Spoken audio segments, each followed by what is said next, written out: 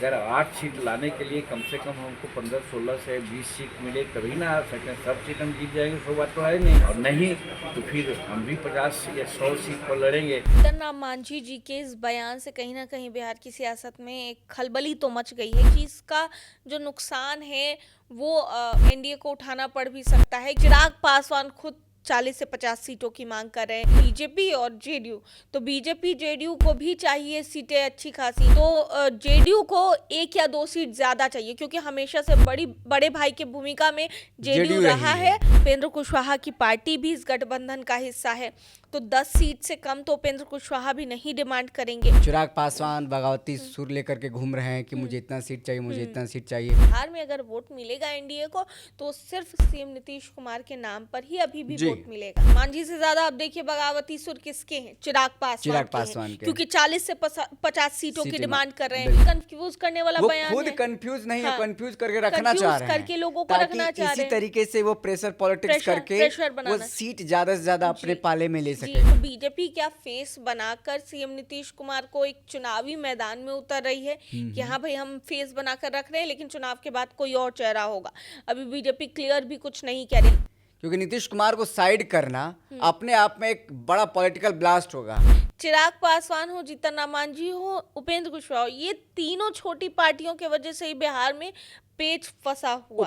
आप जीतन राम मांझी जी को ले लीजिए या फिर चिराग पासवान को ले लीजिए, इन दोनों का है कि हमारे पास ताकत है, हम जिता के ला सकते हैं कैंडिडेट, और ये लोग आंख दिखा रहे हैं बीजेपी को, जेडीयू को। जैसा तैयारी करने लग रहा है कि 243 सीटों पर तैयारी कर रहे हैं। लेकिन विशाल ये चीज समझना पड़ेगा, एनडीए कार्यकर्ता सम्मेलन भी हर जिला हर विधानसभा में हो रहे हैं, और बावजूद इसके वो अपनी अलग से सभा कर रहे हैं। तो सोचिए, क्या जीतन राम मांझी की डिमांड भाजपा पूरी करेगी, नीतीश कुमार पूरा करेंगे? 15 सीट विशाल नहीं मिलने जा रहा है। कितना सीट मिलेगा फिर भी? 10 सीटें उनको मिलने जा रही। 10 सीट भी मिल जाएगा? मिल जाएंगे। नमस्कार, दर्श न्यूज में आपका स्वागत है। मैं हूं आपके साथ विशाल, और हमारे साथ बातचीत करने के लिए मौजूद है हमारे सहयोगी दक्षा प्रिया। दरअसल बिहार में विधानसभा का चुनाव होना है। चुनाव को लेकर तमाम जो पार्टियां हैं, दल हैं, तैयारी में जुट गई हैं। लेकिन दो खेमे जो हैं, एक तरफ महागठबंधन, एक तरफ एनडीए गठबंधन, दोनों तरफ जो सीट शेयरिंग का मामला है, पेच फंसा हुआ है। एनडीए की अगर हम आज बात करें तो एनडीए में कई जो दल हैं अपने अपने तरफ से सीटों को लेकर के दावा करते नजर आ रहे हैं। चिराग पासवान हो या फिर जीतन राम मांझी की पार्टी। हम जीतन राम मांझी पार्टी की तरफ से एक बयान आया है खुद जीतन राम मांझी का कि अगर हमें 15 सीट से 20 सीट नहीं मिलता है तो हम अकेले 100 सीट पर चुनाव लड़ेंगे। और इस दावे में कितनी सच्चाई है, क्या वाकई में ऐसा होने जा रहा है, दक्षा प्रिया से जानने की कोशिश करेंगे। दक्षा जी, लगातार जिस तरीके से चुनावी रणनीति बनाई जा रही है और राजनीति में जिस तरीके से बयानबाजियों का दौर चल रहा है, इसी बीच जीतन राम मांझी का ये बयान कितना मायने रखता है कि अगर एनडीए गठबंधन में सम्मानजनक सीट नहीं मिलता है तो अकेले 100 सीटों पर चुनाव लड़ेंगे हम? देखिए, जीतन राम मांझी जी के इस बयान से कहीं ना कहीं बिहार की सियासत में एक खलबली तो मच गई है, क्योंकि उन्होंने साफ तौर से कह दिया कि 15 सीटें चाहिए और नहीं मिलेगी तो हम 100 सीटों पर चुनाव लड़ जाएंगे। और कहीं ना कहीं इस चीज़ का जो नुकसान है वो एनडीए को उठाना पड़ भी सकता है, क्योंकि आपने देखा होगा कि मांझी जी के जो बगावती सुर हैं वो कोई नए नहीं है, वो हमेशा ही इस तरह की बगावती बातें करते आए हैं। और चिराग पासवान जी को भी लेकर उन्होंने जिस तरीके से पिछले दिन बयान दिया था, और दोनों में आपसी जो रंजिश है वो कहीं ना कहीं नजर आती रहती है। लेकिन अब ये चीज समझने की जरूरत है कि 15 सीटों की मांग कर रहे हैं मांझी जी। चिराग पासवान खुद 40 से 50 सीटों की मांग कर रहे हैं। इसके साथ साथ अगर बात की जाए बीजेपी और जेडीयू, तो बीजेपी जेडीयू को भी चाहिए सीटें अच्छी खासी, क्योंकि सबसे बड़ी पार्टी है जेडीयू, रूलिंग पार्टी है, बीजेपी रूलिंग पार्टी है। तो ऐसे में 100 सीटों की तो बात कही जा रही है कि 100 सीटें बीजेपी और 100 सीटें जेडीयू। और कहीं ना कहीं जेडीयू और बीजेपी में भी देख लीजिए तो जेडीयू को 1 या 2 सीट ज्यादा चाहिए, क्योंकि हमेशा से बड़े भाई की भूमिका में जेडीयू रहा है बिहार में, और वही भूमिका इस बार भी वो निभाना चाह रहा है। तो ऐसे में ज्यादा सीटें, 1-2 ज्यादा सीटें जेडीयू की तरफ भी जाएंगी। बीजेपी 100 सीटों पर लड़ेगी, वाकई सबसे बड़ी पार्टी है वो, तो वो लड़ेगी। इसके अलावा अगर देख लिया जाए, उपेंद्र कुशवाहा की पार्टी भी इस गठबंधन का हिस्सा है, तो 10 सीट से कम तो उपेंद्र कुशवाहा भी नहीं डिमांड करेंगे। 10 सीटें उपेंद्र कुशवाहा लेंगे और उसके बाद फिर 50 सीट अगर चिराग पासवान करे तो ऐसे 60 सीट हो गई। 15 सीटों की बात करें तो 75 सीट ऐसे ही हो गए। तो बीजेपी जेडीयू क्या करेगी? सबसे बड़ा अहम सवाल है कि जिस तरीके से पेच फंसा हुआ है, चिराग पासवान बगावती सुर लेकर के घूम रहे हैं कि मुझे इतना सीट चाहिए, मुझे इतना सीट चाहिए, नहीं मिलेगा तो वो बार बार कभी कहते हैं कि नीतीश कुमार के नेतृत्व चुनाव लड़ेंगे, सीएम वही बनेंगे, कभी कहते हैं कि सीएम फेस खुद है। उनके कार्यकर्ता भी कहते हैं कि इस बार पोस्टर भी लगा है आज कि बिहार के मुख्यमंत्री चिराग पासवान बनेंगे। तो ऐसे में एनडीए में जिस तरीके का उहापोह चल रहा है और एक दूसरे के बीच में क्लैश देखा जा रहा है, जीतन राम मांझी की क्या हैसियत है? वो जो 15 सीट 20 सीट मांग रहे हैं, क्या हैसियत है? ये चीजें ही समझने वाली है। जीतन राम मांझी वो अपने आप को दलित का नेता समझते हैं, चिराग पासवान वो अपने आप को दलित का नेता समझते हैं। 6% वोट बैंक की जो राजनीति है वो दोनों ही दलों की ओर से की जा रही है। और इसमें गौर करने वाली बात है कि चिराग पासवान सोच रहे हैं कि हमने एक विनिंग कैंडिडेट दिया झारखंड में, हमने 5 लोकसभा इलेक्शंस में जो हमें 5 सीटें मिली, वो सीटें 100% है बिहार में, हमने जीती। स्ट्राइक 100% स्ट्राइक रेट जो रहा उसको लेकर के अब चिराग पासवान पूरी तरीके से कॉन्फिडेंट हैं कि अब तो हम भाई हमको मिलेंगे जितने सीटें तो वो सीट हम जीत करके दिखाएंगे। पर ऐसा नहीं है। अब अभी भी देख लें कि बिहार में अगर वोट मिलेगा एनडीए को तो सिर्फ सीएम नीतीश कुमार के नाम पर ही अभी भी वोट मिलेगा। जी तो साफ तौर पर जिस तरीके से बातें सामने आ रही है, चिराग पासवान हो, जीतन राम मांझी हो, उपेंद्र कुशवाहा हो, इन तीनों के बीच में सीट बंटवारा करना बेहद मुश्किल है।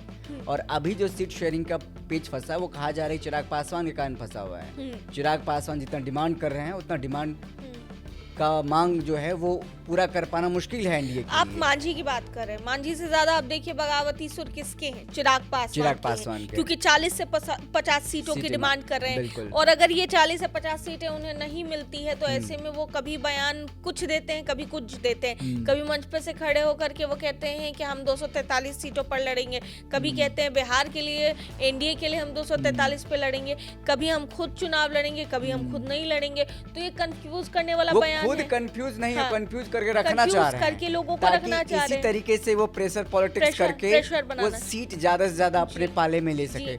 वहीं जीतन राम मांझी जी हैं जो कि लगातार इससे पहले भी कहते रहे हैं कि इतनी सीटें कार्यकर्ता की तरफ से कहा जा रहा है कि तब मिलना चाहिए जितना सम्मानजनक सीट है, क्योंकि हम लोग भी दलित की राजनीति करते हैं। और चिराग पासवान जीतन राम मांझी के बीच में दोनों के बीच में क्लास होता रहता है, इसका जवाब वो देते, इसका जवाब वो देते हैं।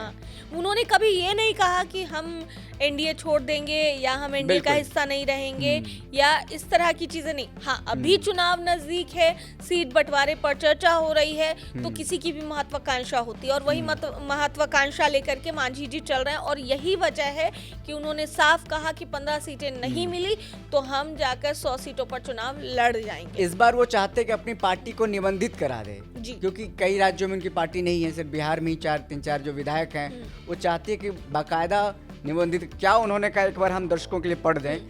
जीतन राम मांझी ने साफ तौर पर चेतावनी दी है कि अगर उनकी पार्टी को सम्मानजनक सीटें नहीं दी गई तो हिंदुस्तानी अवाम मोर्चा अकेले ही मैदान में उतरेगी और 100 सीटों पर उम्मीदवार उतारेगी। और साथ ही साथ उन्होंने दावा किया है कि हर विधानसभा क्षेत्र में उनके 10 से 15 हजार वोटर मौजूद हैं जो खेल को बिगाड़ सकते हैं, जीते ना जीते लेकिन खेल बिगाड़ सकते हैं। और ऐसे में इस आधार पर चुनाव में अकेले 6% वोट हासिल कर सकते हैं। उन्होंने यह भी कहा है कि पार्टी को बने 10 साल हो चुके हैं और अब तक निबंधित पार्टी नहीं बना है, तो निबंधित कराना चाहते हैं। और ऐसे में इसलिए इस बार चुनाव में करो या मरो की स्थिति है। तो इस बार वो चाहते हैं कि देखिए इस बार जीत गए तो जीत गए, तो अगले बार जो 2035 में जब चुनाव, माफ कीजिएगा 30 में जब चुनाव होगा तो क्या होगा देखना होगा। लेकिन इस बार तो नीतीश कुमार अभी उस अवस्था में है जो कैश करा सकते हैं वोट, एनडीए को जिता सकते हैं। एनडीए को जिताने की बात जहां तक हो रही है तो नीतीश कुमार के नाम पर ही एनडीए में वोट आता रहा है और आता रहेगा। अगर ऐसा नहीं होता तो आप देखिए बीजेपी का मुख्यमंत्री अभी तक बिहार में क्यों नहीं बना? नहीं, कोई सीएम फेस कोई चेहरा नहीं है अभी तक। ये सिर्फ नीतीश कुमार के नाम पर ही अभी तक बीजेपी रूल जो जब भी रूलिंग पार्टी के तौर पर बिहार में रही है तो वो नीतीश कुमार के फेस के तौर पर ही रही है। अब देखने वाली बात है कि ये सबसे बड़ी गौर करने वाली बात है नीतीश कुमार की, जिस तरीके से स्वास्थ्य अभी फिलहाल खराब चल रही है, खराब होने की बात कही जा रही है, तो बीजेपी क्या फेस बनाकर सीएम नीतीश कुमार को एक चुनावी मैदान में उतर रही है कि हाँ भाई हम फेस बनाकर रख रहे हैं लेकिन चुनाव के बाद कोई और चेहरा होगा। अभी बीजेपी क्लियर भी कुछ नहीं कह रही। हालांकि अमित शाह ने एक बार, आपको याद होगा कि इस चीज की चर्चा उन्होंने की थी कॉन्क्लेव में, नील चैनल के कॉन्क्लेव में, उन्होंने नेतृत्व करता वही है, लेकिन चुनाव के बाद देखा जाएगा कि कौन मुख्यमंत्री बनेगा। तो उन्होंने इस चीज के संकेत पहले भी दिए हैं कि चुनाव के बाद हम लोग देखेंगे कि आखिर कौन मुख्यमंत्री का चेहरा होगा। और बीजेपी कहीं ना कहीं किसी फेस को प्रोजेक्ट करने की ताक में भी है, जो अंदर खाने खबर है कि नीतीश कुमार के नाम पे तो चुनाव लड़ा जाए लेकिन हम कोई और चेहरे को आगे करेंगे। वो बीजेपी में कोई भी हो सकता है। जब रेखा गुप्ता को दिल्ली में सीएम बना दिया जा सकता है तो बिहार में कोई भी नेता हैं उनको भी सीएम के तौर पर प्रोजेक्ट कर सकती है। लेकिन एक बात भी सोचना होगा कि ये दिल्ली नहीं है और ये बिहार है। कहा जाता है कि यहाँ पर उड़ती चिड़िया को हल्दी लगाया जाता है, तो ये इतना आसान में बीजेपी के लिए नहीं है जी, क्योंकि नीतीश कुमार को साइड करना अपने आप में एक बड़ा पॉलिटिकल ब्लास्ट होगा। उस दिन बिहार की राजनीति का क्या होगा वो तो देखना होगा कि नीतीश कुमार की क्या हैसियत है, क्या ताकत है, क्या उनके पास वोट बैंक है। हाँ। भले 43 सीट जीते लेकिन वो 75 सीट वालों को पीछे रखते हैं जी। दो डिप्टी सीएम भले बना लेकिन मुख्यमंत्री नहीं बनने देते हैं जी। बनेंगे तो अपने ताकत पर रहेंगे तो मुख्यमंत्री रहेंगे। हाँ, तो यही नीतीश कुमार का तो पावर है। वो सत्ता में इतने सालों से हैं, किंग मेकर आखिर नीतीश कुमार को क्यों कहा जाता है? यही रीजन है कि वो जब भी रहते हैं, जितनी भी सीटें उनके पास है, वो कुर्सी पर बैठे रहते हैं और ये खासियत नीतीश कुमार की है। और ये सिर्फ खासियत ही नहीं है, नीतीश कुमार को लोग पसंद करते हैं। नीतीश कुमार का एक अलग ऑरा है, एक अलग नीतीश कुमार से लोग प्रभावित होते हैं। विकास पुरुष का जो एक नाम दिया गया है, तमगा दिया गया, टैगलाइन है, तो इसी से तो जुड़ा है इसी से। और देखिए कहीं ना कहीं इस चीज को लेकर के अगर जेडीयू की भी बात की जाए तो जेडीयू भी अब असहज हो रही है, क्योंकि कुछ लोग जो हैं जेडीयू में वो बीजेपी के साथ भी हैं और बीजेपी चाह रही है नीतीश कुमार को साइडलाइन करना, लेकिन कई जेडीयू के लोग हैं जो ये चाह रहे हैं कि नीतीश कुमार साइड नहीं। और यही कारण है कि उनके बेटे को भी आगे करने की बात जेडीयू के अंदर खाने चल रही है कि नीतीश कुमार के बेटे निशांत जो हैं उनको आगे किया जाए। लेकिन अभी फिलहाल देखना होगा कि नीतीश कुमार के बेटे निशांत चुनाव लड़ते हैं या नहीं, अपने पिता की विरासत संभालते हैं या नहीं, इस पर तो गौर करना होगा आगे और देखना होगा।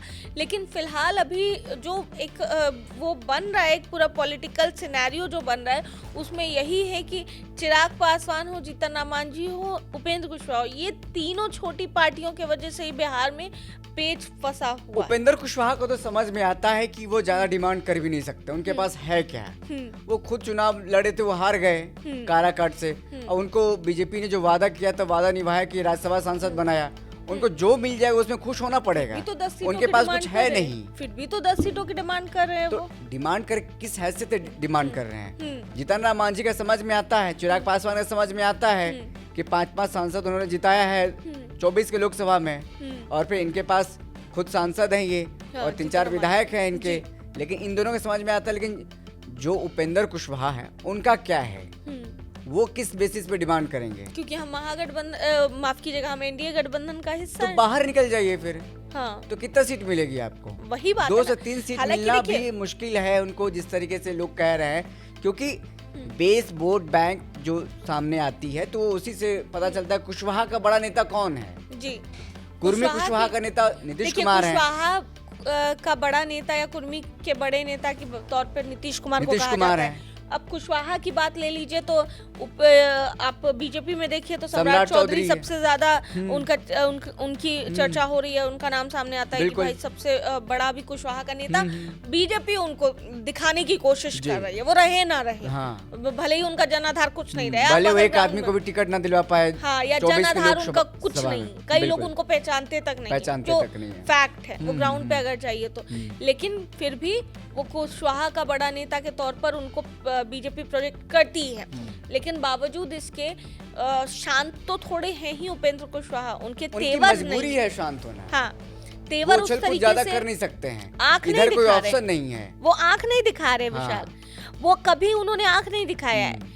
चाहे आप जीतन राम मांझी जी को ले लीजिए या फिर चिराग पासवान को ले लीजिए, इन दोनों का है कि हमारे पास ताकत है, हम जिता के ला सकते हैं कैंडिडेट, और ये लोग आंख दिखा रहे हैं बीजेपी को, जेडीयू को तो वैसे भी नुकसान पहुंचाते ही आए हैं अभी तक चिराग पासवान, लेकिन आंखें तो दिखा रहे हैं अब कि हमको इतनी सीटें चाहिए। कहीं ना कहीं चिराग पासवान जी को भी लेकर के इसी वजह से पेच फंसा हुआ है। अब देखिए सीमांचल के क्षेत्र में चिराग पासवान अपनी नव संकल्प महासभा रख रहे हैं, बिल्कुल 20 तारीख को पूर्णिया में उनकी नव संकल्प महासभा है। तो ऐसे में आप समझ सकते हैं कि क्या फिलहाल उन लोगों के मन में चल रहा है, क्या वो लोग सोच रहे हैं, क्योंकि जिस तरीके से कंटिन्यूअसली वो नव संकल्प कर रहे हैं तो अपना आधार मजबूत करने की चिराग पासवान जैसा तैयारी करने लग रहा है कि 243 सीटों पर तैयारी कर रहे हैं, हर प्रमंडल में जाकर के तैयारी कर रहे हैं, वहाँ पे जनसभा करना, वहाँ पे लोगों को भीड़ इकट्ठा करना। एक लग रहा है अकेले वो एनडीए का तैयारी कर रहे हैं, वो जितना पूरा एनडीए का कुनबा जो तैयारी करता है वो अकेले तैयारी कर रहे हैं। लेकिन विशाल ये चीज समझना पड़ेगा, एनडीए कार्यकर्ता सम्मेलन भी हर जिला हर विधानसभा में हो रहे हैं और बावजूद इसके वो अपनी अलग से सभा कर रहे हैं। तो अलग से अभी उनकी 12 तारीख को उनकी यात्रा निकलने वाली थी, जिस यात्रा को भी स्थगित कर दिया गया। अब देखिए अभी तक तो आगे की डेट्स नहीं है, या जहां तक हमारे पास जानकारी है कि उस यात्रा को भी रोक दिया गया है। कारण है कि बीजेपी से उनको फटकार लगी है कि आप क्या कर रहे हैं, क्योंकि अगर जाहिर है कि यात्रा वो निकालेंगे, सभा तो वो कर ही रहे हैं, यात्रा निकालेंगे तो ये क्लियर हो जाएगा कि भाई वो अकेले चुनाव लड़ने की तैयारी कर रहे हैं। बस और क्या। जब एनडीए कार्यकर्ता सम्मेलन चल रहा है तो आप अपना ठीक है जनाधार आप मजबूत कर रहे हैं अपना क्षेत्र में निकल के, तो ऐसे आप क्षेत्र में क्यों नहीं तो वापस हम मुद्दे पर आते हैं जीतन राम मांझी पर। क्या जीतन राम मांझी की डिमांड भाजपा पूरी करेगी, नीतीश कुमार पूरा करेंगे? 15 सीट की जो मांग कर रहे हैं, 15 सीट विशाल नहीं मिलने जा रहा है। कितना सीट मिलेगा फिर भी? 10 सीटें उनको मिलने जा रही है। 10 सीट भी मिल जाएगा? मिल जाएंगे, क्योंकि ऑलरेडी उनके पास 3-4 विधायक हैं। एक सांसद खुद है जीतन राम मांझी, वो केंद्र में मंत्री हैं और लघु उद्योग के। तो ऐसे में जब 4-5 सीटें उनके पास है तो उनके विनिंग जो चांसेस है या परसेंटेज है वो बढ़ने के तौर पर उनको 10 सीटें अगर डिमांड करें तो 10 सीटें 8 से 10 सीटें उनको देना कोई बड़ी चीज नहीं है, उनको मिल सकता है अगर वो 10 सीटों की डिमांड कर रहे हैं तो। अगर 10 सीटें मांझी को दी जाए तो फिर चिराग पासवान भी कहाँ गलत मांग रहे हैं?